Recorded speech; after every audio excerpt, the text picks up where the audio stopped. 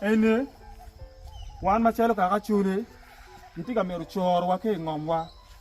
gitika dio wa mapegi yini wana Acoli wa beti gikit twer mo me lok pe ngom ma megwa chiu wa ko tir no bion ka ngolo kira yira mate kum kaka ma wa yang pegi yini kaka Acoli ye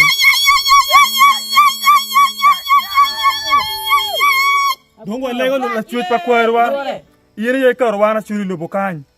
ikarwa ni wa beri ngom ma megwa yin ngu ma ge me tika bioni wang chi ute ma bo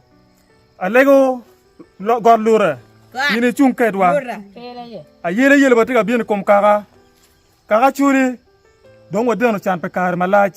lo baba kwerwa alego ni te ngu ma ge ba tika bioni kalwene kom kaka ni ma bo wa ko poro cheng o poe mata